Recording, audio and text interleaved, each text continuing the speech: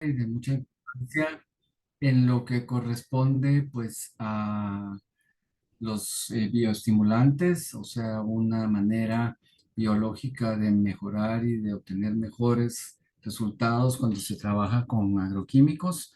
Entonces, sin más, pues vamos a proceder con el tema como siempre, recordándoles que todas sus preguntas y sus dudas pues pueden irse enviando por los canales que tenemos para ello, ya sea la sección del chat o sea también las preguntas y respuestas, y al final, como siempre, pues tendremos un momento para abordar todas estas dudas, estos aportes que podrían ser muy importantes también para enriquecer el tema.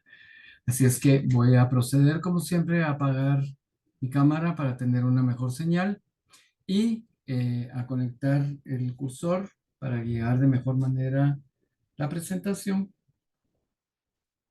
Ya estamos listos para empezar. Entonces, lo primero que vamos a hacer es ver los puntos de agenda, o sea, qué puntos vamos a tratar durante el transcurso de la capacitación. Y el primero, pues, serán los factores que influyen en el desempeño del cultivo, qué es una solución nutritiva, qué es un bioestimulante, qué apoyos y qué fertilizantes foliares para la absorción foliar tenemos, el uso de bioestimulantes, tipos de bioestimulantes que existen, los beneficios de los bioestimulantes, el uso de extractos de algas en la agricultura como un gran ejemplo, y hago la aclaratoria porque resulta que el tema es inmensamente extenso. Entonces vamos a hablar de estos extractos de algas y también un poco de los componentes adecuados del suelo y la materia orgánica, por supuesto, sustancias húmicas y su formación, el efecto de los ácidos húmicos en la SIC, en la capacidad de intercambio catiónico en el suelo, fuentes de ácidos húmicos y cuándo se deben aplicar. Por supuesto que también un poquito de producción de bioestimulantes. Y ya pues con estos temas sobre la mesa, pues vamos a proceder a trabajar con la agenda. ¿Cuáles son los factores que afectan el desempeño del cultivo?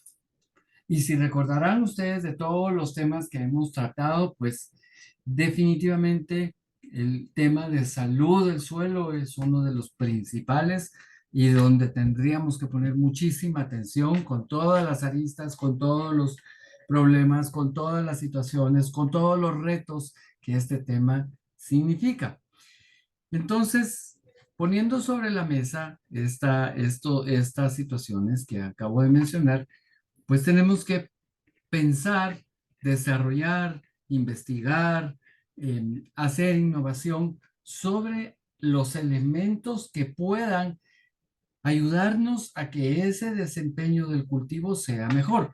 Recordemos que tenemos la cantidad de tierra para cultivo, la tenemos limitada, pues ya no podemos usar más tierra de la que tenemos en el planeta, por lo tanto tenemos que ser siempre mucho, mucho más eficientes en el manejo de los recursos con los que contamos.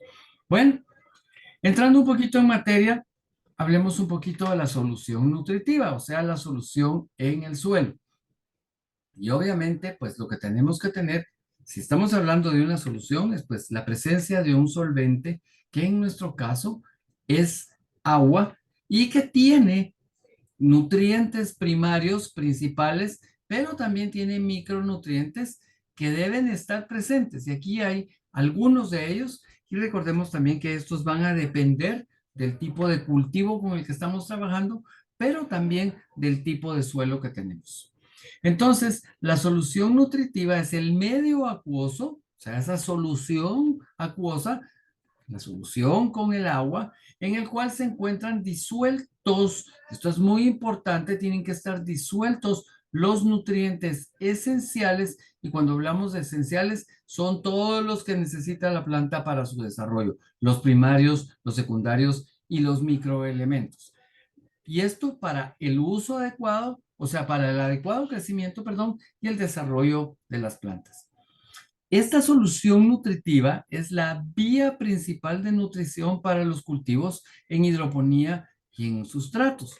Recordemos que en hidroponía, pues lo que tenemos es una cantidad muy grande de agua, que es el medio en donde están pues todos los nutrientes y se moviliza pues estos para que estén a la disponibilidad de las raíces. Entonces, en este sistema pues es terriblemente importante, vital. Es una solución nutritiva completa que deberá contar con nitrógeno, fósforo, potasio, calcio, magnesio, azufre, hierro, molibdeno, manganeso, boro, zinc, cobre y níquel dentro de los principales elementos, pero hay un montón más y como ya mencioné, pueden depender del tipo de cultivo. Además, en la solución nutritiva, los nutrientes deben estar en forma iónica. Recordemos que cuando hablamos de forma iónica, esto se refiere a que están en forma de cationes y de aniones, o sea, que están disueltos, porque es la manera en que las plantas los pueden absorber del suelo, o sea, de la solución, por medio de las raíces y no pueden absorberlos en la forma elemental. O sea, si nosotros aplicamos azufre al suelo, ese azufre debe pasar por un proceso de transformación, se debe volver una sustancia ionizable, soluble, para que pueda entrar en la raíz de la planta. Todos los cultivos difieren de sus demandas nutricionales. Recordemos esto. La demanda nutricional de una planta de tomate no es igual a la de una papa, a la caña de azúcar, al café. Todos los cultivos tienen requerimientos diferentes. Requieren soluciones nutritivas distintas por ende y soluciones nutritivas según las etapas fenológicas. O sea que dependiendo de cómo va el desarrollo del cultivo, también la demanda de nutrientes va a ir cambiando. En la actualidad, las soluciones nutritivas pueden ser tan específicas al nivel de las variedades. ¿Qué quiere decir esto? Que si tenemos diferentes variedades, por ejemplo, de caña de azúcar, cada una de ellas puede tener requerimientos específicos dependiendo de la variedad. O sea, no que porque es caña, los tipos van a necesitar la misma nutrición. Eso ya no es así. Ahora hay variaciones. Condiciones climáticas y métodos de cultivos influyen en la formulación de las soluciones nutritivas. Fíjense que las condiciones climáticas son importantísimas, por ejemplo, la temperatura, la cantidad de agua que va a drenar adentro del suelo, por decir algunas, porque estas van a variar la composición del suelo y van a influir en la planta. Puede ser que se cause más estrés, puede ser que haya más luminosidad, pueden haber muchas variaciones que requieran diferentes soluciones nutritivas. El éxito en las soluciones nutritivas va a depender de la constitución de dicha solución, por supuesto, de la relación existente entre los diferentes iones minerales. Recordemos que si hay presencia de iones que tienen unos afinidad por otros y puede haber precipitación, entonces estos ya no van a estar disponibles. La conductividad eléctrica es importantísima, hay que medirla, hay que controlarla. ¿Y por qué la conductividad eléctrica? Porque recordemos que cuando hablamos de aniones y cationes, estamos hablando de electricidad, corrientes eléctricas y por supuesto también campos magnéticos. El pH. El pH es esencial, el control, porque de él va a depender la disponibilidad de los nutrientes. A pHs ácidos van a estar disponibles unos nutrientes, a pHs alcalinos otros y a pHs neutros van a estar disponibles otros.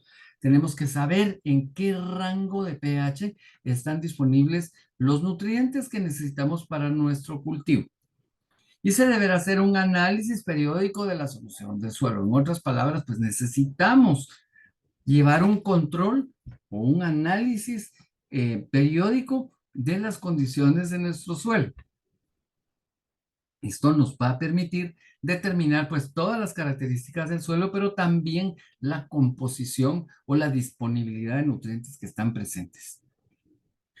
¿Qué es un bioestimulante? Y esta es la gran pregunta que tenemos que tener bien claro el concepto, que esta pregunta nos la debemos hacer para ir aclarando dudas con respecto vaya avanzando el tema. Son sustancias o microorganismos que modulan procesos fisiológicos y bioquímicos en las plantas. Y cuando hablamos de modulan, sí, modular es graduar, es acelerar, es disminuir, es regular esos procesos fisiológicos y bioquímicos de las plantas. Muchos de los casos, y que es realmente lo que nos interesa, es el permitir que se lleven a cabo estos procesos. En otros de los casos, pues tal vez habrá que limitar algunos procesos para que se den después, porque necesitamos que haya un mejor desempeño de la planta, un mejor desarrollo de la planta y retardar algunos de los procesos. Actúan usando diferentes mecanismos que los que usan los fertilizantes y los productos fitosanitarios. Esto quiere decir que la función de estos productos no es específicamente nutrir, es permitir o regular esos procesos fisiológicos o bioquímicos en las plantas.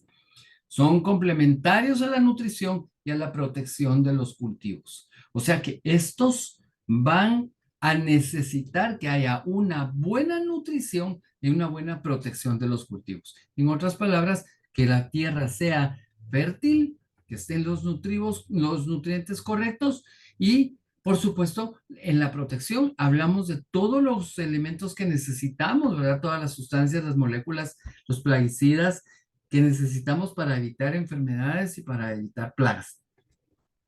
Los bioestimulantes no van a cambiar o a reemplazar los fertilizantes y los plaguicidas. Se aplican para maximizar el potencial genético de plantas porque cambian el estado hormonal, activación de procesos metabólicos, usted activan procesos metabólicos, mejoran la eficiencia de la nutrición, estimulación del desarrollo y o mejora ante la respuesta al estrés abiótico. Noten que lo que hemos dicho es un efecto biológico sobre la planta y el efecto biológico es de acuerdo a un cambio químico o bioquímico que se va a llevar a cabo. El uso de bioestimulantes ofrece los siguientes beneficios. A ver, miremos cuáles son esos beneficios. Contribuyen a una producción más sostenible. Quiere decir que van a permitir una mejor absorción, un mejor uso, una mejor hidratación, una menor utilización de los recursos del suelo. Sí, por supuesto que sí. Mejoran el metabolismo. Bueno, si se mejora el metabolismo, quiere decir que todo lo que se va a absorber del suelo va a ser utilizado de mejor manera, mejores rendimientos y calidad de los cultivos. Por supuesto que si el metabolismo es mejor, si es más eficiente, los rendimientos de nuestro cultivo van a ser mejores y por supuesto los productos que obtengamos también. Además de mejoran la absorción y uso eficiente de otros insumos esenciales, especialmente los fertilizantes, reduciendo el consumo de estos insumos. Así es que si nos apoyamos en los bioestimulantes, vamos a requerir menos fertilización. Y esto quiere decir un ahorro de costos que es muy, muy notable. Incrementan tolerancia de la planta y ayudan a la recuperación frente a condiciones de estrés abiótico. Recordemos que todos los cambios que se dan en nuestras plantas, pues van a causarle un estrés a las plantas. Y ese estrés, pues deberá ser regulado, así como en los humanos, pues tenemos que cuidar nuestro estrés, pues en los cultivos también. Además dentro de estos productos se encuentran los biofermentos elaborados a partir de las plantas seleccionadas. Los vegetales usados por un proceso de fermentación liberan las sustancias que se contienen a la solución que vamos a utilizar. Y entre estas se encuentran el manitol, por ejemplo, el ácido algínico, los aminoácidos como el glutámico, la alanina, la fenilalanina, la glicina, la prolina y la lisina, que son aminoácidos indispensables, ¿verdad? Las citoquininas, las saucinas y las giberalinas, estas también son muy importantes. Y se favorecerá a una mayor actividad fotosintética. Imagínense que el aumento en fotosíntesis significa aumento en mayor cantidad de azúcares o de sustancias nutritivas para la planta. Y si la planta tiene más sustancias nutritivas, por supuesto que va a tener mejor desarrollo, va a haber mejores frutos, mejores resultados y por lo tanto eso nos interesa. Va a haber mejor crecimiento vegetativo, o sea, un crecimiento vegetativo en mayores índices. Va a haber también crecimiento radicular importantísimo para tomar los nutrientes de mejor manera. Se estimulará, por supuesto, el desarrollo de plantas vigorosas y sanas en todo sentido, sistemas activos de defensa, y esto nos interesa muchísimo porque mientras la planta sea más resistente, pues se va a necesitar menos productos para la protección vegetal, mayor capacidad productiva. Creo que a todos nos interesa este tema, el que la planta produzca más materiales que sean comercializables, frutos, semillas, hojas, tallos, dependiendo de para qué es el cultivo. En otros casos, pues tal vez algo que vamos a extraer como aceites, gomas, celulosa, pensando en todas las posibilidades. Además, tendrán acción sobre plagas de insectos. Importante también. Entonces, ya viendo este gran panorama de los bioestimulantes, entremos a ver un tipo de bioestimulantes, como ya lo habíamos mencionado al principio, y son los extractos de algas para el uso agrícola. Este tema es un tema que ha tenido muchísima investigación debido a, pues, a la proliferación de algas, a que las mismas pues están presentes en los cuerpos de aguas.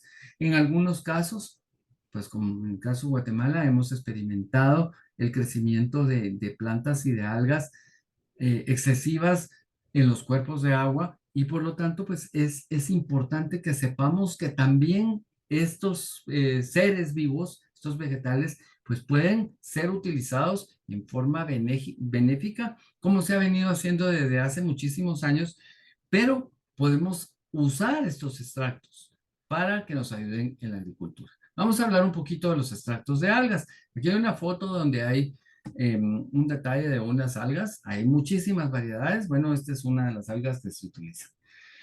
Los extractos son productos obtenidos de la extracción química o física de las algas marinas.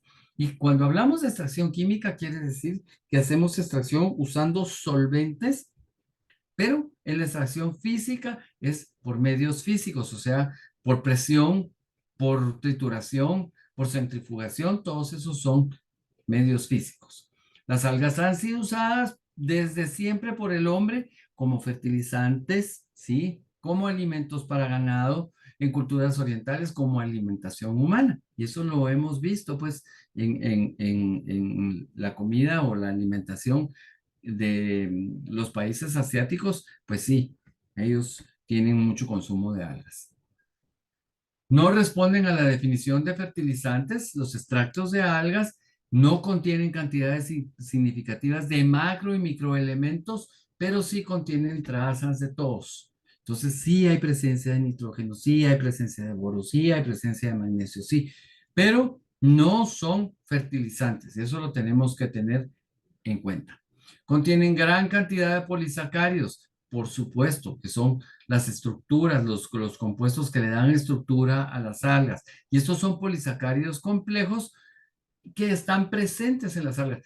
Es muy mencionado los alginatos, por ejemplo. Los alginatos se utilizan, son esos geles que se obtienen de las algas y que no están presentes en las plantas terrestres. Esas sustancias permiten que los extractos de algas sean unos de los mejores bioestimulantes del mercado. Así es que estos son muy utilizados y por eso es el mejor ejemplo para hablar de los bioestimulantes. ¿Cuáles son los beneficios del uso de estos extractos de algas? Vamos a tener un crecimiento vigoroso, o sea, un crecimiento fuerte. Las ramas crecen en largo y en diámetro, o sea, que hay un desarrollo adecuado en las ramas de las plantas. Las plantas se vuelven más fuertes y esto pues también se debe a que las ramas crecen en largo y diámetro, pero también porque las raíces adquieren una mayor longitud y ramificación. Mientras más área de absorción haya, pues la planta tendrá mejor capacidad para absorber los nutrientes y se va a desarrollar de mejor manera. Recordemos que no solo es eso lo que se absorbe también agua, ¿verdad? Por supuesto, y además están los procesos de desorción de la planta. Se induce a la brotación natural sin alteraciones en la planta, o sea que con los estimulantes que están en los extractos de algas, pues también vamos a tener ese brote sin necesidad de alterar a la planta. El incremento en la absorción de elementos minerales al suelo. O sea, esto también es importante. Si no hay una buena absorción, no se toman los minerales, los nutrientes del suelo. Hay una notable resistencia a efectos climáticos. Y noten ustedes que este es un gran tema de actualidad. Todos estamos teniendo consecuencias de los cambios por las alteraciones climáticas, pues sí, debidas al cambio climático, para hacer referencia. Y cuando usamos estos extractos de algas, como que la planta, pues va a tener mejor resiliencia y va a tener mejor adaptabilidad. Y esto va a ser a heladas, las plantas van a estar más fuertes, a fuerte calor. ¿Por qué? Porque va a haber un mejor control de la hidratación adentro de la planta. Se queda, perdón, la planta tiene mejor capacidad de retención de agua, mayor resistencia a los ataques de plagas, que ya lo habíamos mencionado. Perdón, ayuda a superar la crisis del post-trasplante. O sea, si tenemos los extractos de algas presentes en nuestros cultivos, pues vamos a tener, vamos a evitar o vamos a mejorar estas condiciones de crisis. Potencia, potencia la acción de los fungicidas, o sea que se necesita menor cantidad de fungicidas o de sustancias que son utilizadas para la salud vegetal. Aumento de la producción vendible con uniformidad en el tamaño de la fruta, por ejemplo, esto que es un factor que nos interesa, ¿verdad? Sobre todo en el caso de árboles que producen fruta o de frutales. Están las aplicaciones foliares. Recordemos que una de las maneras de aplicar los bioestimulantes es ir directamente a hacer aplicaciones foliares y estas es la nutrición realizada en hojas principalmente, en hojas o en tallos o en los diferentes órganos de la planta. Es el complemento de la fertilización en el suelo. Aparece reportada desde 1844. Esto es, cuando decimos esto es porque nos referimos a que hay referencias científicas a partir de 1844, pero se usaba desde tiempos de los babilonios, o sea, muchísimo tiempo. ¿Cuáles son los factores involucrados para una aplicación foliar? Bueno, los que tienen que ver con la planta, por supuesto. O sea, tenemos que saber que la cutícula es la primera barrera hidrofóbica, las ceras, la cutina, la pectina, la celulosa y la hemicelulosa que están presentes de la epidermis y ahí debe haber un balance de cargas. Los estomas, que son las células oclusivas de la epidermis foliar, que delimitan poros o ostiolos, regulando también un ambiente gaseoso del interior con el exterior. Los ectodesmos, que son las prolongaciones del citoplasma hacia la epidermis y la pared celular, o sea, pasando por la pared celular, hacen la absorción de iones, están localizados en sitios estratégicos de la hoja, en las células basales de tricomas encima y debajo de las nervaduras. Entonces, tenemos aquí un diagrama de cómo funcionan estos órganos o estas partes de la hoja. Aquí tenemos un corte de cómo es una hoja. Aquí cortamos un pedacito. Al ampliarlo, pues entonces ya vemos pues todas las estructuras que están relacionadas para hacer esta absorción y nos interesa muchísimo, ¿verdad? La célula de guardia y entonces en la célula de guardia pues está el estoma, están los núcleos, están los cloroplastos donde se hace la fotosíntesis, está la pared engrosada, ¿verdad? Que es la que sirve oclusiva, están todas las células epiteliales. Esto que está aquí es la parte de la apertura del estoma, que, o sea, se ve esta parte aquí, ¿verdad? Esto que está aquí, y está toda la estructura de la hoja. ¿Cuáles son los factores involucrados en las aplicaciones foliares? Bueno, están los ambientales, porque habíamos hablado de en sí los que corresponden a la naturaleza de la planta, y entre los ambientales está la temperatura, la luz solar, la humedad relativa, la hora de aplicación, por supuesto, ¿verdad? Porque la hora de aplicación va a determinar también la temperatura y la humedad. Están los factores de formulación que también contribuyen, el pH de la solución que estamos aplicando, los surfactantes que vamos a poner en la solución, adherentes que son importantísimos para que se quede pegado el material nutritivo en la hoja y no se desprenda fácilmente, las sustancias activadoras, ¿verdad? Todas las sustancias que estamos utilizando para el mejor funcionamiento de lo que estamos aplicando. La concentración también es muy importante. Si es muy alta la concentración, puede quemar o puede dañar nuestras hojas. Y si es muy baja, pues sencillamente no va a hacer el efecto que nosotros necesitamos. Están los nutrientes también, o sea, que tienen que ver en la formulación y son muy importantes. Entonces, ¿cuáles son las etapas del proceso de la absorción foliar? ¿Cómo se da ese proceso para que los nutrientes entren a las estructuras de la planta, las estructuras vivas? Bueno, primero es el contacto con el fertilizante y el contacto es después de la aspersión y este entra en contacto con la superficie foliar, ¿verdad? O sea, esto es lo primero, que las gotas, pues sí, alcancen la hoja o alcancen la parte de la planta donde queremos actuar. Que hay una penetración por la epidermis y esto inicia el proceso de difusión. Esto quiere decir que va a entrar el material adentro de la hoja y va a haber la difusión. Recordemos que la difusión tiene que ver con la concentración y con la presencia de todos estos materiales nutrientes. Y esto va a ser una difusión pasiva por los poros hidrofílicos cuticulares, los ectodermos y los estomas. O sea, que por las estructuras por donde pueden entrar los materiales nutritivos, por ahí van a ingresar a las hojas o a la parte de la planta que los va a absorber. Se produce la entrada, por supuesto, por los espacios extracelulares periféricos y esto es en el apoplasto de la hoja.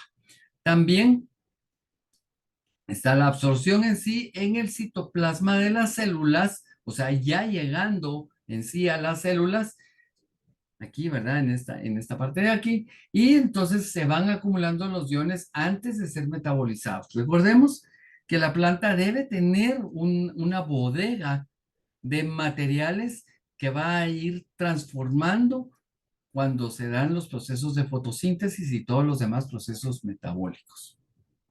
Y luego va a estar la distribución y translocación, que esto es cuando todos los materiales que han sido absorbidos y que se han transformado, pues van a ser translocados, se van a mover adentro de las estructuras vegetales y van a cubrir pues todos los procesos de fotosíntesis o ir a las diferentes partes de la planta, los diferentes órganos de la planta. Remarquemos las características de un suelo sano. Recordemos este tema porque es importantísimo para atarlo con los bioestimulantes. El suelo sano necesita tener la fertilidad, la cantidad de nutrientes correctos y la materia orgánica correcta, una buena estructura, una buena profundidad, un buen drenaje de aireación y libre de toxinas, como ya habíamos hablado en el tema anterior. La resiliencia, por supuesto, es esa capacidad de sobrellevar un estrés o un problema que se dé en la planta. Además, alta población de organismos benéficos presentes en el suelo, baja población de patógenos e insectos plaga, baja cantidad de malezas de competencia, resistente a la degradación, por supuesto a la erosión, al exceso de precipitación pluvial, a la sequía extrema, a la compactación por maquinaria y a otros efectos. Importantísimo recordar cómo debe estar funcionando un suelo sano, porque si el suelo no es sano, por más bioestimulantes que agreguemos, pues no se van a dar todos los procesos que necesitamos. Recordemos también que debe haber una presencia de material orgánico en un 5% en la composición de un suelo que es sano, o sea que es adecuado para sembrar. Y pueden haber variaciones, pequeñas variaciones. Recordemos que debe haber aire y agua en las mismas proporciones, 25% de cada uno, y un promedio de 45% de minerales.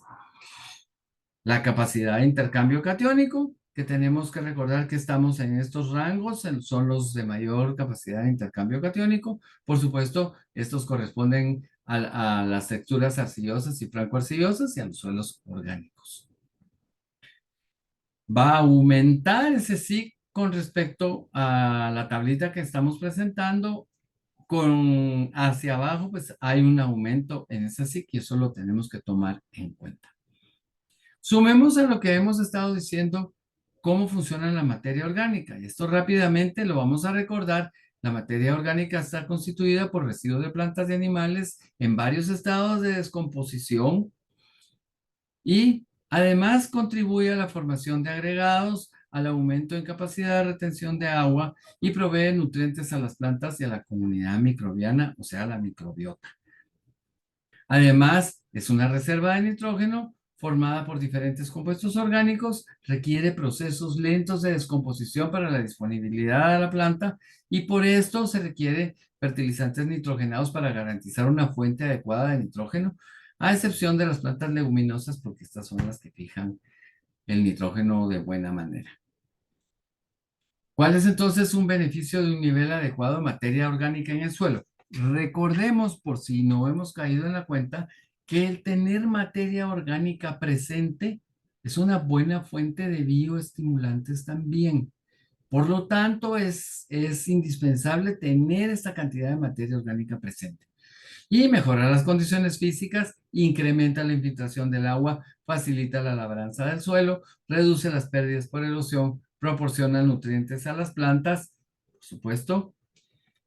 Y solo para terminar de recordarnos, pues tenemos aquí el diagrama completo de cómo está la materia orgánica en el suelo, están todos los residuos vegetales y están todos los productos transformados en humus. Aquí llegamos a los ácidos fúlvicos, la humina y los ácidos húmicos, y por el otro lado los polisacáridos, los polipéptidos y las ligninas. Recordemos que todos estos son indispensables que estén presentes en el suelo, en la materia orgánica. ¿Por qué? Porque tienen que también permitir ese balance o la disposición de los bioestimulantes que se proporcionan por medio de la materia orgánica. Y el humus, importantísimo, puede constituir hasta el 80% del contenido de la materia orgánica total del suelo. Su color es muy oscuro, como ya sabemos. Está compuesto por sustancias orgánicas muy degradadas y no se podrá diferenciar algún desecho en particular. Además, debido a su gran porosidad, posee gran capacidad para retener cationes, ¿verdad? Por eso decimos que tiene un alto SIC y está formado por sustancias polimerizadas de peso molecular alto y de propiedades coloidales. Precisamente por eso es que tiene una excelente capacidad de intercambio catiónico. Solo para terminar de remarcar el paso de la materia orgánica fresca hacia el humus y los elementos minerales requiere de un proceso de degradación que lleva cierto tiempo, en donde hay diferentes pasos y esto es lo que nos interesa a nosotros para aplicar en el suelo. Ahí es donde están los bioestimulantes que la materia orgánica puede promover o puede proveer al suelo.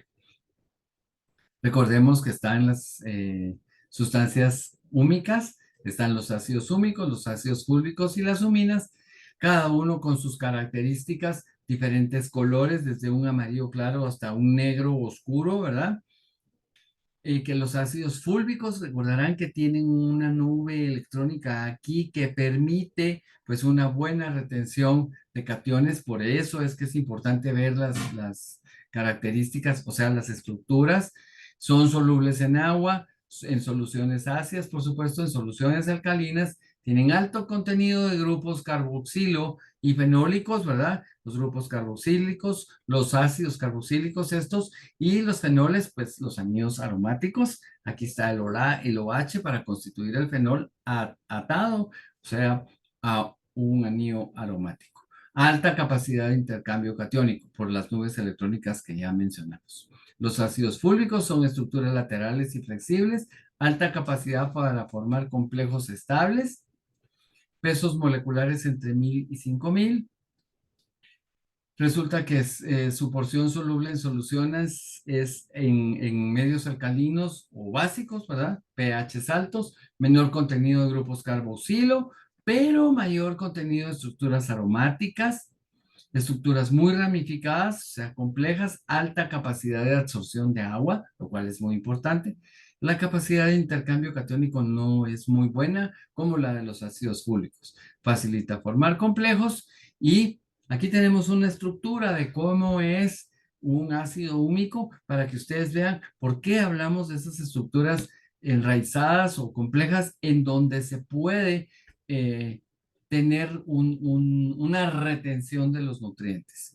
Y las huminas, pues por otro lado, este es un análisis solo para que ustedes lo vean, es una especie de cromatograma en donde hay un desplazamiento de las huminas y esto se debe a movimiento de las moléculas en sí. Esto permite establecer qué cantidad de humina hay presentes en una muestra.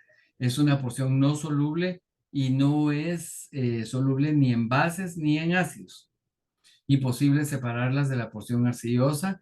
Tiene moléculas altamente polimerizadas, por eso es que es baja la solubilidad, altos pesos moleculares, también debido a que son sustancias poliméricas, alto contenido de carbono.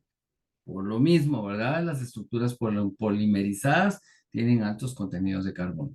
Poca cantidad de grupos carbonilo, poca capacidad de intercambio catiónico, muchos grupos aromáticos condensados y suponen estructuras parecidas a la lignina. Recordemos que la lignina es ese material rígido que está presente en los tejidos vegetales y que le da la dureza, por ejemplo, a la madera. Luego tenemos el complejo arcillo-húmico, que es la formación y estabilización de agregados. Está la floculación de las arcillas, se protege el material, la materia orgánica de la descomposición, cataliza reacciones en ausencia de microorganismos. Esto también es importante entenderlo para que se dé ese proceso de ese complejo arcillo-húmico que está mejorando las condiciones o las características del suelo. ¿Para qué es entonces importante la materia orgánica fresca o cómo lo podemos hacer? Deberá ser materia orgánica fácilmente degradable por microorganismos. Esta va a mejorar la estabilidad de los agregados del suelo, en donde está la segregación o producción de todos estos materiales de los cuales hemos estado hablando, reciclaje de nutrientes, incremento en la diversidad microbiana, actividad microbiana y por lo tanto también en todos los exudados, ¿verdad? Los exudados radiculares que están relacionados también con la actividad microbiana y toda esa simbiosis que se da. ¿Cómo debe hacerse entonces el agregar la materia orgánica estable? Pues la materia orgánica debe tener una buena relación carbono-nitrógeno para que sea estable y esto pues se da en las compostas o el compost. Se mejora la infiltración de agua, mejores agregados, es igual a macroporos, vamos a tener más macroporos en donde también va a haber disponibilidad de aire y se mejora la retención de agua por todos los grupos hidrofílicos que están presentes. Esto ya es un resumen entonces de cómo se da el proceso de degradación adentro del suelo, ¿verdad? Y vamos desde la materia orgánica y humus hasta la formación de nitratos, pasando por amoníaco, amonio, nitritos y nitratos, esto es en el caso del nitrógeno, y están relacionados los hongos y los microorganismos hasta llegar a los nitratos. Recordemos por otro lado que también hay procesos de degradación de los nitratos y de los nitritos y formación de nitrógeno adentro del suelo. Miren qué importante es entonces tomar en cuenta todos estos efectos de nitrificación, cómo se dan y con respecto a las temperaturas. Mientras más alta sea la temperatura, el proceso se da mucho, mucho más rápido. Mientras más baja es la temperatura, el proceso de nitrificación es muy lento hasta ser casi nulo. A 3 grados Celsius es casi nulo el proceso, mientras que a 24 grados la pendiente es tan alta que en cuestión de una semana y media ya tenemos casi completo el proceso de nitrificación. ¿Y cómo va la relación de la nitrificación con respecto al pH? Bueno, pues debe haber un rango adecuado y este está normalmente entre 5.5 y 8.1, 8.2, más o menos. La temperatura tiene muchísimo que ver, ¿verdad? El efecto de la temperatura, como ya lo vimos, entonces así es como se relaciona ese proceso de nitrificación que tanto nos interesa. También es importante recordar que tenemos que tener una adecuada relación carbono-nitrógeno en el suelo y por supuesto un porcentaje correcto de nitrógeno en los residuos. ¿Cuáles son esas funciones de la materia orgánica? Entonces, solo para resumir, almacenamiento de nutrientes, capacidad reguladora o buffer de los suelos, o sea, el efecto tampón sobre el pH del suelo, la estructuración del suelo, la retención del agua. Y por supuesto, tenemos que irnos a ver el almacenamiento de nutrientes porque tenemos una gran área superficial con la carga negativa y esto permite tener una gran retención de cationes para que estén a disposición de la planta. A mayor contenido de materia orgánica, mayor será la cantidad de cationes retenidos, por eso es que aumenta la SIC. Y por supuesto, se contiene aproximadamente un 95% de nitrógeno en el suelo, un 90% del azufre y normalmente entre 30 y 50% del fósforo. ¿Cómo está entonces la disponibilidad de nutrientes? Se regula el suministro de nutrientes al formar complejos con iones metálicos.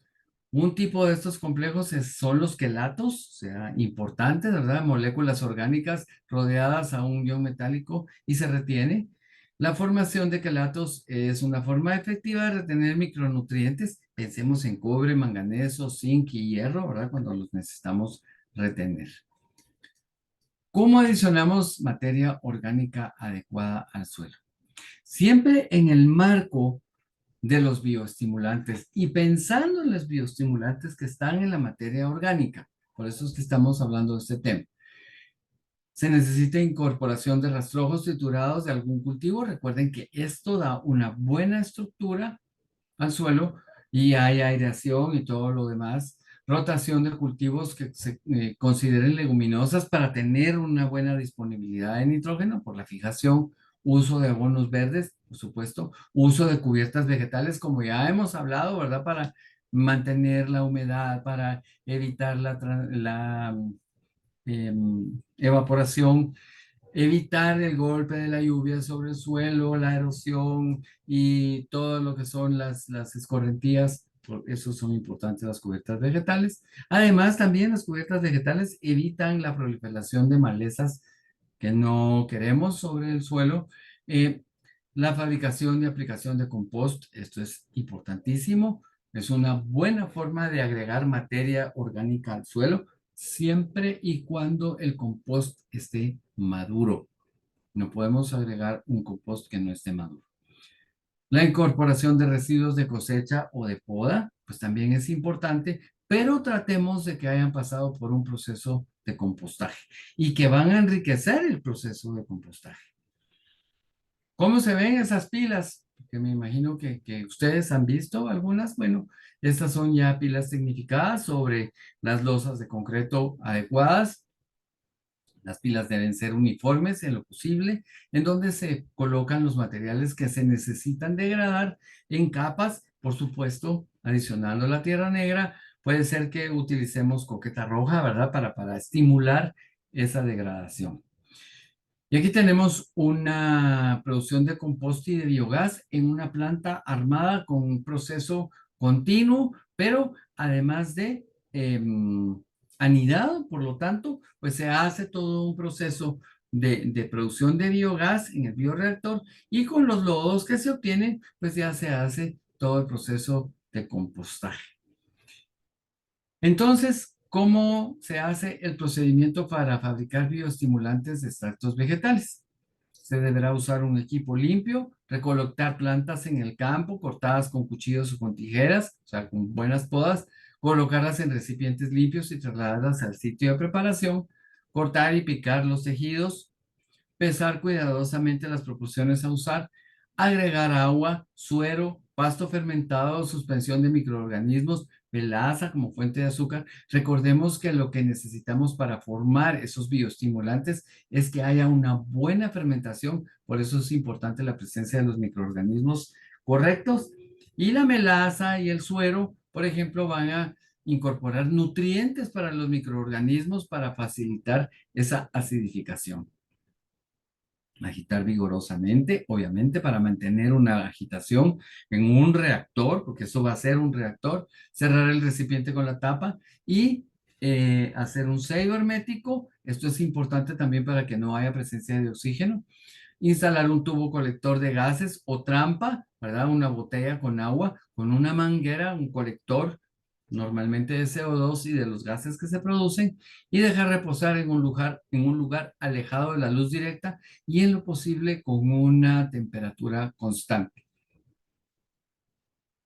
Aquí está el proceso para que ustedes vean todo lo que acabamos de describir en un proceso, en una forma gráfica, con todos los pasos para hacer esa elaboración artesanal del bioestimulante.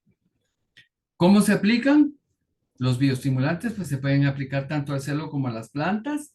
Se aplica el suelo, perdón, la aplicación al suelo pues debe tener una concentración establecida y puede hacerse con bombas de mochila a razones entre 1 a 4.5 litros por bomba de 18 litros en aplicaciones al suelo y no exceder un 30%. En aplicaciones foliares se usan concentraciones de 1 a 10%. Y se pueden hacer 3 a 4 aplicaciones durante el ciclo del cultivo, aunque esto variará, por supuesto, de las condiciones del cultivo y de las condiciones climáticas. Además de, para terminar, es importante que se haga una revisión de las ventajas de los bioestimulantes vegetales, porque hablamos de ellos, pero ¿cuáles son sus ventajas? Que se pueden aplicar con el agua del riego y no se corre ningún riesgo. Su composición es rica en vitaminas, hormonas, ácidos húmicos y púlvicos y elementos nutritivos. Se promueve el equilibrio nutricional del suelo, tanto químico como biológico, al proporcionar energía y nutrientes que incrementan la vida microbiana. Se mejora la fertilidad del suelo y se estimula el desarrollo de las raíces. O sea, esto es importantísimo, ¿verdad? Porque al tener mejor desarrollo de raíces vamos a tener mejor asimilación de nutrientes. Contribuyen a que las plantas sean tolerantes al ataque de plagas y de enfermedades y aumentan la producción y mejoran la calidad de los productos, garantizando al agricultor mayor aceptación en los mercados. Después de dar una vuelta por lo que son los bioestimulantes. La idea de esta plática con ustedes es que ustedes conozcan un poco más sobre estos productos que sencillamente pues vienen a complementar todos los procesos que estamos buscando de obtener mejores resultados usando de manera más eficiente los insumos agrícolas. Ya vimos que cuando usamos bioestimulantes estamos potenciando el uso de los fertilizantes y preparando a la planta para que tenga menores enfermedades, esté menos propensa a enfermedades. Y entonces de esta manera pues también vamos a requerir menos plaguicidas. De esta forma pues creo que es la mejor invitación para conocer más sobre el tema. Hay un montón de bioestimulantes disponibles. Nosotros aquí mencionamos un tipo para que ustedes tengan la idea de cómo pueden ser estos productos cuando hablamos de los extractos de algas, pero también están todas esas soluciones o suspensiones que se pueden hacer con diferentes tipos de plantas y de hierbas que están disponibles, sobre todo en la flora de Guatemala, y aprovechar esas características que tienen esas plantas como fuentes de hormonas, como fuentes de activadores o de estimulantes químicos que realmente es lo que son los bioestimulantes. Así es que con esto, pues, lo que pretendemos es abrirles la mente a consultar más sobre el tema. Hay muchísima información disponible y nos quedamos atentos a sus preguntas, a sus consultas y a sus aportes. Estefanía, por favor, si ¿Me puedes ayudar para revisar si hay preguntas? Ok, con gusto, Cristian. Y sí, te comento que de parte del ingeniero Eduardo García, nos consulta si podría ser válido agregarles a la mezcla sulfato de boro, sulfato de potasio, sulfato de zinc o sulfato de magnesio. Él lo consulta para cerciorarse si se perdería el objetivo de ser ya un bioestimulante. Bueno, como siempre hemos hablado cuando hacemos este tipo de consulta, lo voy a decir así, y es que debe haber compatibilidad entre las sustancias que estamos mezclando. Y podría contestar con mi palabra favorita, que es depende, porque tenemos que ver qué tipo de bioestimulante estamos utilizando, si no es sensible a las sustancias que vamos a agregar. Resulta que los sulfatos, eh, al estar presentes en algunos medios, pues pueden de alguna manera activar o desactivar algunos compuestos que están presentes. Entonces, mi recomendación sería revisar si hay compatibilidad, si alguien pues quisiera agregar alguna otra cosa, eh, aprovechando pues la aplicación, si hay alguna intervención entre los sulfatos.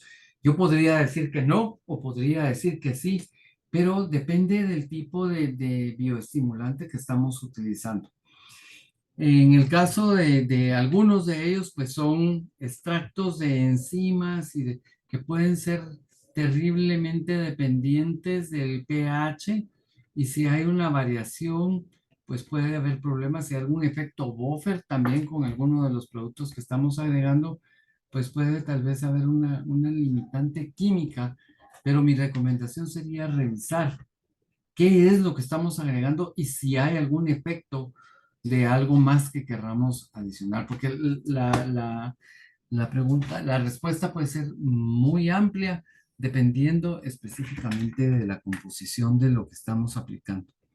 Yo sé que tal vez no puede, no está aportando mucho a ese sí o no que él quisiera oír, pero yo más diría que de forma responsable lo primero que hay que hacer es establecer si es compatible lo que vamos a agregar con el material que tenemos presente. Eh, Me atrevería a decir que tal vez no haya problema, pero sí vale la pena validar, ¿verdad? Que no hay algo que vaya a reaccionar con los sulfatos que están presentes o con los cationes que están acompañando a los sulfatos, por ejemplo, boro, o no me acuerdo cuáles otros mencionó. Sí, Eso puedo correcto. contestar. Hay que tener en cuenta también, como mencionabas, la sinergia o el antagonismo que pueden tener entre las reacciones. Por lo tanto, como decías, pues es un poco complicado dar un sí o un no como respuesta, ¿verdad? Pero sí es importante pues que podamos investigar un poquito más qué es lo que estamos utilizando para poder conocer cómo va a reaccionar de forma química. Ok, Perdón, Estefanía, solo algo que se me olvidó, y es que podemos consultar en la literatura cuando armamos el tema. Ay, ni les quisiera contar cuántos artículos científicos encontramos con respecto a resultados y a pruebas que se han hecho. Realmente era abrumadora la cantidad de estudios que se han hecho, desde nivel trabajo de graduación hasta estudios científicos publicados en revistas indexadas. Entonces, si queremos, por ejemplo, saber con respecto a las algas, si queremos saber con respecto a hongos específicos, si queremos saber con respecto a extractos que se están haciendo, ¿verdad? De microbiológicos que se encuentran en los bosques, algunos extractos vegetales en sí, de hierbas y de plantas, que pueden de alguna manera pues estimular o también controlar plagas, pues todo esto como que debe analizarse bien antes de tomar una decisión. Y mi invitación sería a leer más de la información. Ahorita hay cualquier cantidad de información. Y si no, pues que todavía nos puedan preguntar, Estefanía, que nos consulten vía correo electrónico y podemos también consultar nosotros a los expertos específicos en estos temas que nos ayudan dentro de las empresas socias de la gremial. Así es que si hay alguien que tiene una pregunta específica y quiere, pues podríamos también hacer ese tipo de servicio. Correcto, y voy a escribir de una vez el correo en el chat para que todos lo tengan a la vista y como mencionaba Pues, el ingeniero Rossi, ahí estamos, gracias y te lo Cristian. puse, Igual lo sí, lo voy a escribir para que lo tengan presente y para que lo así como puedan copiar el ingeniero fácilmente. García, pues si desean que su duda sea respondida de una forma específica, con gusto podemos validar la información. Ok, vamos con la siguiente pregunta. Es de parte del ingeniero Luis Alejandro Chicay y él nos consulta si los estimulantes engloban a las hormonas de crecimiento, algas marinas y aminoácidos. ¿Estoy en lo correcto?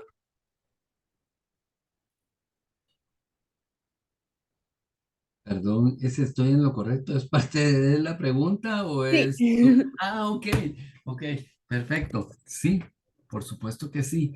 Como mencionamos cuando hablamos de bioestimulantes, los bioestimulantes son sustancias químicas, biológicas.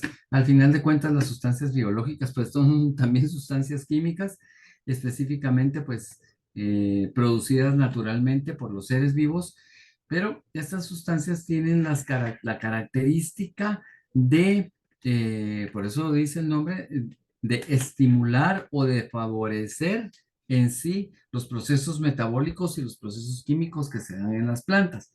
Entonces, todas las sustancias que de alguna manera puedan favorecer a ese metabolismo se consideran como bioestimulantes. Y se llaman bioestimulantes porque van precisamente a mejorar los procesos metabólicos, los diferentes procesos que hay en las plantas, pero también los bioestimulantes se utilizan en los humanos o se utilizan en los animales. En el caso nuestro, pues nos estamos enfocando obviamente a los de uso agrícola y que son los que nos interesan aplicar para estimular todos esos procesos metabólicos que hemos estado mencionando. Entonces, cualquier sustancia que haga que un proceso metabólico se dé de mejor manera, de manera más eficiente, de manera completa en una planta, es considerado como un bioestimulante, siempre y cuando pues sea el resultado de un proceso natural, de un proceso biológico que se dé en nuestro medio. Bueno, Cristian, muchísimas gracias. Y pues con esto terminaríamos la sección de preguntas. Ya les compartí en el chat el correo electrónico de la gremial para que si hay alguna duda o algún comentario o que no lo hicieron llegar por este medio, pues con muchísimo gusto vamos a estar respondiendo por esa vía. Sin más, no sé si tienes algo más que agregar antes de dar ya cierre a a la ponencia del día de hoy. No, rápidamente solo recordarles que nos sigan en nuestros medios, en Facebook, en Instagram, en LinkedIn, ahora hasta en TikTok, en YouTube. Si quieren ver pues, los demás temas de capacitación, pues están disponibles en nuestra canal de YouTube. Y que por favor compartan esta información que compartimos con ustedes, valga la redundancia, porque es importante para nosotros que llegue la información a las personas que lo necesitan. Y nos quedamos atentos, pues, a sus preguntas, a sus dudas, si es que las quieren enviar.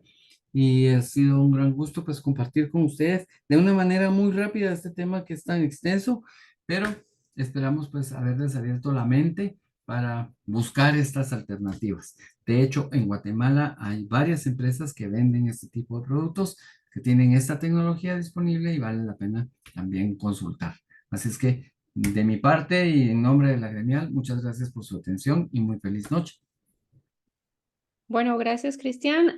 También gracias a ti por el contenido que nos brindaste hoy.